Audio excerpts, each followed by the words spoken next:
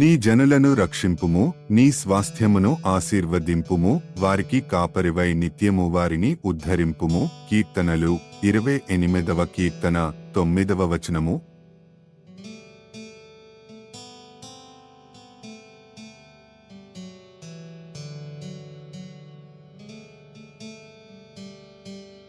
నీ జనులను రక్షింపుము, నీ స్వాస్థ్యమును ఆశీర్వదింపుము, వారికి కాపరివై నిత్యము వారిని ఉద్ధరింపుము. కీర్తనలు 28వ కీర్తన 9వ వచనము.